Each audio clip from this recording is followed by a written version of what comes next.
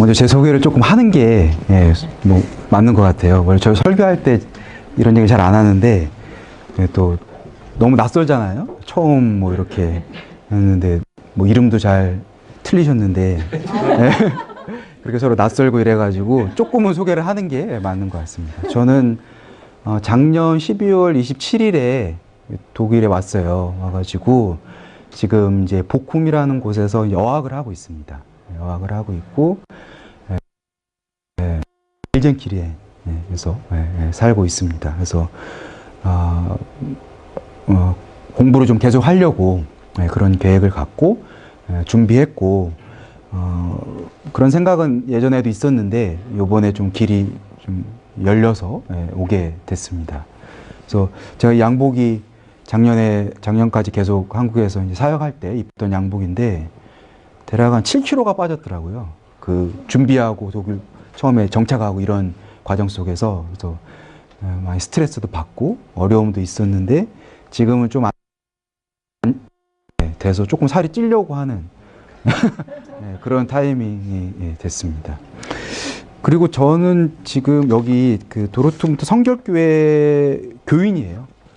저는 지금 장로교 통합교단 목사고 지금 어학하는 과정이기 때문에 이 교회 이제 도르트문트 성결교회 이제 출석하고 있고요. 여기 성 목사님께서 도르트문트 성결교회 담임 목사님한테 이제 아는 분 있냐, 설교하실 분 있냐고 물어봤는데 이제 제가 그 교회 다니고 있고 친분이 있으니까 저에게 부탁을 해서 제가 이제 이렇게 설교를 하러 오게 됐습니다. 제가 이제 이번 주에 설교를 어디 가서 하게 됐다라고 한 지인에게 이야기를 했더니 이제 그분께서 그럼 교회 이름이 어떻게 되느냐라고 그렇게 물어봤습니다. 그래서 제가 교회 이름이 구라파 한인 선교교회 맞죠? 네, 교회라고 했더니 되게 거창하다고 교회 이름이 그러니까 구라파도 되게 구라파는 유럽을 다 가리키는 거죠? 네, 구라파 그리고 선교도 되게 힘든데 한인 선교 이렇게 교회라는 되게 큰 이름이 되게 거창하다 이런 얘기를 해서 뭐 우리가 알지 못하는 사연이 있지 않겠느냐 이제 이런 이야기를 서로 나눴는데요. 이렇듯 우리들이 서로 모르는 사람이나 혹은 뭐 단체나 어떤 사건들을 처음 접하게 되면은 그 이름을 알아야 뭔가 시작을 할 수가 있습니다. 이름을 알아야 뭐 더 알아가게 되고 뭔가 관계가 진전이 되는데요. 이런 거를 잘 보여주는 시가 하나 있는데 김춘수의 꽃이라는 시가 있습니다. 제가 한번 읽어보겠습니다. 내가 그의 이름을 불러주기 전에는 그는 다만 하나의 몸짓에 지나지 않았다. 내가 그의 이름을 불러주었을 때 그는 나에게로 와서 꽃이 되었다. 내가 그의 이름을 불러준 것처럼 나의 이 빛깔과 향기에 알맞은 누가 나의 이름을 불러다오. 그에게로 가서 나도 그의 꽃이 되고 싶다. 우리들은 모두 무엇이 되고 싶다. 나는 나는 너에게 잊혀지지 않는 하나의 눈짓이 되고 싶다. 우리의 이름을 누군가 불러주고 그리고 우리도 누군가의 이름을 불러줄 때 이제 서로의 꽃이 된다라고 그렇게 시인은 말하고 있습니다. 서로의 이름을 불러주면서 의미가 생깁니다. 이처럼 우리가 누군가의 이름을 알고 부른다는 것은 그 서로의 존재를 확인해 가면서 살아가는 것입니다. 이름을 알게 되면 이 의미가 생기고 이제 이야기가 서로 생기게 됩니다. 오늘은 이 이름에 대해서 특별히 하나님의 이름에 대해서 묵상해 보는 시간을 잠시 갖도록 하겠습니다. 오늘 우리가 읽은 이사야 52장의 말씀은 이스라엘 백성들이 바벨론의 포로로 잡혀가서 살고 있던 시대에 하나님이 이스라엘 백성들에게 이제 주는 이제 그런 말씀입니다. 이스라엘 백성들은 바벨론의 포로로 잡혀와서 그들이 이제 현재 살고 있습니다. 이 기간이 뭐 수십 년의 어떤 세월이 되었습니다. 우리나라도 일제에 한 36년 정도, 근 40년 통치를 받은 적이 있는데요. 이 기간보다 더 긴 시간을 이제 포로로 잡혀와서 그들이 이제 이국 땅에서 살고 있습니다. 우리가 외국에 나가서 생활하는 것이 뭐 좋은 점도 있고 뭐 어려운 점도 있습니다. 뭐 언어와 문화가 여러 가지 맞지 않아서 힘든 그런 경우들이 있습니다. 그래서 이런 거를 빗대어서 하는 말이 뭐 물이 맞지 않아서 뭐 탈이 난다라는 뭐 그런 이야기를 하기도 합니다. 그런데 외국에서 뭐 여행을 하거나 이민을 하는 것이 아니라 그곳에서 포로 생활을 하면서 살아간다는 것은 실제로 그것을 겪어보지 않고는 상상하기 어려운 그런 고난이 있습니다. 우선은 육체적인 고통이 아주 클 것입니다. 바벨론 사람들이 하기 싫어하는 힘들고 더럽고 어려운 일들을 이스라엘 백성들이 도맡아서 했습니다. 급료나 먹을 것이 풍부하지도 않았으며 몸과 마음이 늘 그들이 힘들었습니다. 그러나 이런 육체적인 고통보다도 그들을 더 힘들게 했던 고통은 뭐냐면 정신적인 고통이었습니다. 그 남자분들이 잘 잊어버리지 않는 기억 중에 하나가 뭔지 아세요? 군대에서의 기억이죠. 나이가 들어도 잘 잊지 않는 기억 중에 하나가 군대에서의 기억인데 그 시절이 잊혀지지 않는 이유는 힘들고 어려웠기 때문이죠. 그리고 힘들고 어려웠지만 젊은 시절의 어떤 추억이고 그리고 그런 과정에서도 나름대로 또 즐거운 것도 있었기 때문에 그 군대에서의 기억이 잘 잊혀지지 않습니다. 그런데 이렇게 남자분들이 군대에서 생활을 할 때 그들을 지탱해주는 큰 희망 중에 하나가 뭐냐면 전역을 한다는 거죠. 그러니까 언젠가는 끝이 있다라는 것입니다. 그래서 국방부 시기에는 어떻게 나도 돌아가요? 거꾸로 매달아 놔도 돌아간다. 그런 이야기를 합니다. 그러니까 아무리 힘들고 어려운 뭐 훈련이 있고 나를 힘들게 하는 고참이 있더라도 이게 언젠가는 끝난다는 거죠. 몇 개월만 참으면 나는 이제 전역하니까 그 군 생활을 견딜 수 있습니다. 그런데 이스라엘 백성들에게는 그런 것이 없었습니다. 왜냐하면 이 포로 생활, 이 노예 생활이 언제 끝날지 알 수 없었기 때문입니다. 내가 죽기 전에 과연 고향 땅을 밟을 수 있을지에 대해서 그들은 자신이 없었습니다. 다시 한번 꿈에 그리던 예루살렘 성전을 내가 볼 수 있을까라는 그 소망이 그들에게는 없었습니다. 이렇게 힘들고 어려운 상황 속에서 오늘 하나님께서 이스라엘 백성들에게 소망의 말씀을 주고 있습니다. 우선 1절에서 시온이 깨고 힘을 내라고 말씀하고 있는데요. 아름다운 옷을 입으라고 말씀하고 있습니다. 1절 말씀 같이 한번 읽어보도록 하겠습니다. 시온이여 깰지어다 깰지어다 내 힘을 낼지어다 거룩한 성 예루살렘이여 내 아름다운 옷을 입을지어다 이제부터 할례 받지 아니한 자와 부정한 자가 다시는 내게로 들어옴이 없을 것임이라. 그러니까 시온이 힘을 내고 깨어나고 힘을 내라 라고 말씀하고 있습니다. 거룩한 성 예루살렘이 아름다운 옷을 입어야 한다 라고 하나님께서 말씀하고 있습니다. 말하자면 지금은 어떨 때이냐? 힘을 낼 때이고 지금은 아름다운 옷을 입어야 할 때라고 말씀합니다. 바벨론의 포로로 잡혀와서 노예 생활을 하고 있는 이스라엘에게 하나님이 지금 위로해 주고 있고 소망의 말씀을 주고 있습니다. 이 말씀은 마치 잠을 자고 있는 이스라엘을 흔들어서 깨우는 것 같습니다. 늦게까지 늦잠을 자고 있는 이스라엘을 향해서 점심을 먹고 오수를 즐기고 있는 이스라엘을 향해서 하나님께서 이제 일어나라. 이제는 때가 됐으니 깨어라 라고 말씀하고 있습니다. 깨어나고 힘을 내어서 아름다운 옷을 입으라고 말씀합니다. 왜 그래야 합니까? 왜 깨어나야 하고 힘을 내야 하고 옷을 입어야 합니까? 그 이유가 2절에 나와 있습니다. 같이 2절의 말씀을 읽어보도록 하겠습니다. 너는 티끌을 털어버릴지어다 예루살렘이여 일어나 앉을지어다 사로잡힌 딸 시온이여 내 목의 줄을 스스로 풀지어다. 아멘. 내 목의 줄을 스스로 풀지어다 라는 그 말씀에 여러분 성경을 자세히 보면은 각주가 되어 있습니다. 성경에도 각주가 있거든요. 각주가 되어 있는데 그 각주에 뭐라고 되어 있죠? 네, 줄이 풀렸습니다. 그러니까 이 줄이라는 게 말하자면 이스라엘을 옥죄고 있던 그 노예 생활, 그 억압의 생활이 그 줄인데 그 줄이 풀렸어요. 이제 그 줄이 풀렸기 때문에 이제는 이스라엘이 일어날 수 있다. 네가 깰 수 있다라고 말하고 있습니다. 우선 이 줄을 풀기 위해서 이스라엘은 지금까지 수많은 노력을 했습니다.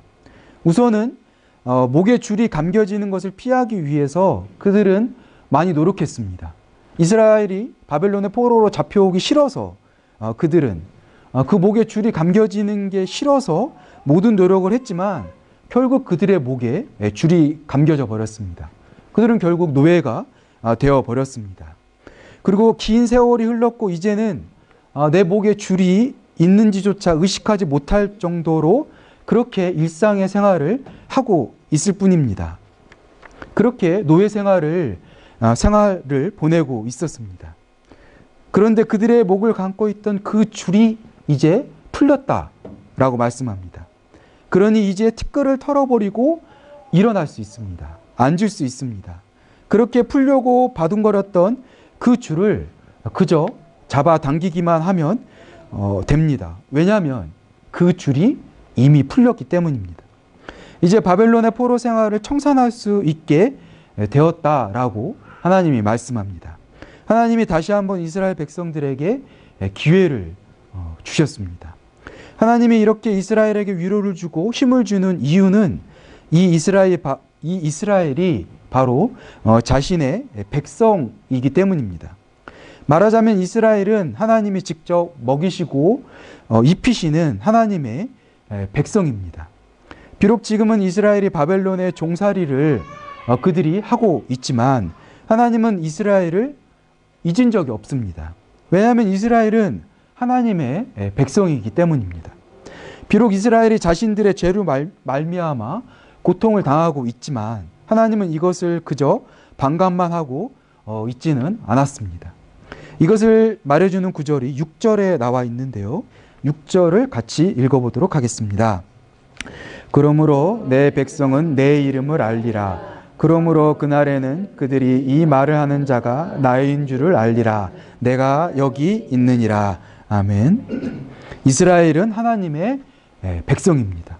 비록 그들이 실수하여 고난을 당하고 있지만 하나님에게는 여전히 이스라엘이 하나님의 백성이었습니다. 소망 없이 포로 생활을 하고 있던 그들 스스로도 그냥 잊어버리고 살았고 다른 민족들도 다 잊어버렸지만 하나님은 잊지 않고 그들을 붙들고 계셨습니다. 그리고 이제 이스라엘의 목에서 줄을 풀어버렸습니다. 하나님께서 새롭게 언약의 백성으로 살아갈 길을 열어주셨습니다. 이스라엘이 하나님의 백성이듯 우리들도 하나님의 백성입니다. 믿으세요? 네, 우리들이 하나님의 백성이죠. 그렇게 하나님이 우리를 기르시고 입히시고 먹이십니다. 우리를 돌봐주십니다. 그렇게 우리는 어떤 상황에 있더라도 절망하지 않고 소망을 가질 수 있습니다. 하나님으로부터 위로를 받습니다. 중요한 것은 우리가 하나님의 백성이라는 이 사실을 잊어버리지 않는 것입니다. 그것을 놓지 않는 것입니다. 어떤 순간, 어떤 상황에서도 심지어 정말 절망의 순간일지라도 정말 좌절의 순간일지라도 정말 모든 것이 끝난 것 같은 순간일지라도 내가 하나님의 백성이라는 것을 기억해야 합니다. 그러면 주님께서 우리를 돌봐주시고 보살펴 주시는 것을 깨닫게 되고 우리는 그것을 알게 됩니다. 그리고 6절에 의하면 하나님의 백성은 하나님의 이름을 안다라고 나와 있습니다. 제가 서두에 이름에 대해서 이야기를 했는데요. 하나님의 백성은 하나님의 무엇을 안다고요? 이름을 압니다. 이름을. 네. 이름을 알아야 서로 관계가 있고 서로 어떤 이야기가 있게 됩니다. 우리가 어떤 반업에서 모르는 사람을 수십 번 예를 들어 스쳐 지나갈지라도 그 사람의 이름을 모르고 그저 스쳐 지나가면 수십 번을 스쳐 지나가더라도 아무 연관이 없습니다. 아무 이야기가 생기지 않습니다. 그러나 이름을 안다는 것은 관련성이 생기는 것이고 이야기가 생깁니다. 그래서 이스라엘은 하나님의 이름을 압니다. 그리고 반대로 하나님도 이스라엘 백성의 이름을 압니다. 서로 이름을 알기에 관계성이 있는 것이고 서로 연관이 있습니다. 이것이 바로 하나님의 백성입니다. 하나님의 백성은 무엇을 알아야 되느냐? 하나님의 이름을 알아야 됩니다. 우리들도 마찬가지죠. 우리들도 하나님의 이름을 알고 있죠. 하나님의 이름이 무엇입니까? 네, 야훼 하나님입니다. 그런데 우리가 이스라엘 백성들은 하나님의 이름이 거룩해서 하나님의 이름을 제대로 쓰지 않았습니다. 네, 그냥 이렇게 다스 이런 식으로 그렇게 하나님의 이름을 지칭했습니다. 그래서 우리가 사실은 하나님의 이름을 알 수 없습니다. 그러니까 야훼가 무엇인지 하나님이 무엇인지 우리는 알 수 없기에 우리는 항상 형용사를 붙입니다. 하나님 앞에 어떤 형용사를 붙이냐? 예를 들어 여호와 니시 이렇게 붙이죠. 여호와 니시는 무엇이죠? 하나님은 나의 깃발입니다. 그리고 여호와 샬롬, 여호와 샬롬이 무엇입니까? 평강의 하나님. 여호와 이레는 무엇이죠? 준비하시는 하나님. 여호와 라파는 무엇입니까? 네, 치료의 하나님. 그러니까 우리가 하나님의 이름을 안다는 것은 이 구체적인 형용사를 안다는 거예요. 구체적인 형용사를 안다는 것이 바로 하나님의 이름을 아는 것입니다.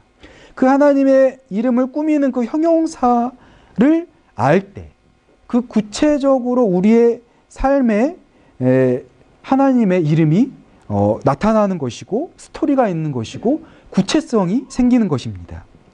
그리고 이 각각의 이야기에 많은 하나님의 이름이 우리에게 다가옵니다. 구체적으로 하나님이 우리의 삶에 개입하며 구체적으로 하나님이 우리의 삶에 응답합니다. 그렇게 하나님의 백성은 하나님의 이름을 아는 사람들입니다. 하나님과 연관이 있으며 하나님과의 이야기가 있습니다. 구라파 한인 선교교회 성도님들에게 특별히 의미가 있는 하나님의 이름이 있습니까? 그런 형용사가 있습니까? 예를 들어 내가 질병이 있다. 그렇다면 어떤 하나님을 자꾸 부르게 될까요? 치료의 하나님을 부르게 되겠죠. 네. 치료의 하나님. 그런 만약에 체험이 있다면 그 치료의 하나님이 내 삶에 어떤 의미가 있는 하나님의 이름이 되는 것입니다. 그리고 하나님이 준비해 주시는 그 준비의 경험이 많다면 그 하나님은 어떤 하나님이에요? 네, 여호와 이레 하나님이죠. 내가 만난 하나님은 누구다? 여호와 이레 하나님입니다. 그런 구체적인 예가 구약 성경에 하나 있는데 한번 보도록 하겠습니다. 아브라함의 아내 사라의 애굽 여종이 하갈이라는 그런 여인입니다. 하갈은 본처가 아니고 여종이죠. 그리고 이스라엘 사람이 아니고 애굽 사람입니다. 그러니까 사라와 비교해서 하갈은 언제나 2등입니다. 태생이 그러하며 그의 삶이 2등일 수밖에 없습니다. 그런데 하갈이 아브라함과 동침하여서 임신을 하게 되자 이제 그녀가 사라를 멸시하죠. 맨날 사라의 그늘에 있던 그 억눌렸던 마음이 아마 그에게 분출되었을 것입니다. 그러나 하갈은 아브라함의 허락을 받은 사라에게 학대를 당하고 결국은 이제 도망을 가게 됩니다. 하갈이. 그녀는 임신한 여자의 몸으로 이제 광야에서 헤매다가 그가 이제 하나님의 사자를 만나게 되고 하나님의 살펴주심의 손길을 그녀가 느끼게 됩니다. 이것에 감격한 하갈은 자신이 만난 하나님에 대해서 이제 고백을 하게 되는데요. 그게 창세기 16장에 나와 있습니다. 한번 찾아보도록 하겠습니다. 창세기 16장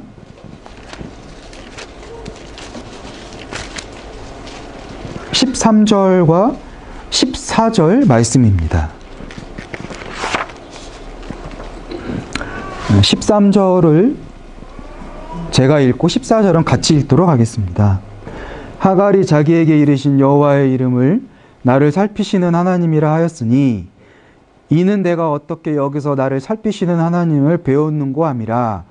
이러므로 그 샘을 부엘라 헤로이라 불렀으며 그것은 가데스와 베렛 사이에 있더라. 아멘. 그러니까 하나님 그 광야에서, 그러니까 임신한 여자의 몸으로 그 광야에서 언제 죽을지 모르는 상황에서 그냥 하나님을 만났어요. 그래서 그 하나님의 이름을 붙였습니다. 그 이름이 뭐예요? 자신을 살피시는 하나님. 네. 그렇게 부릅니다. 그리고 자신이 광야에서 하나님을 만난 그 샘을 부엘라 헤로이라고 이름 짓는데요. 그 샘의 이름이 무엇이냐? 나를 살피시는 살아계신 이의 우물이다 라는 뜻입니다. 그러니까 광야에서 헤매다가 죽을 수밖에 없는 그 상황에서 샘을 만난 거죠. 하나님이 주신 그 샘을 통해서 생명을 얻게 됩니다. 그래서 그 샘의 이름이 무엇이냐? 나를 살피시는 하나님의 우물이고, 그녀에게 있어서 하나님의 이름은 무엇이냐? 어떤 분이에요? 나를 살피시는 하나님.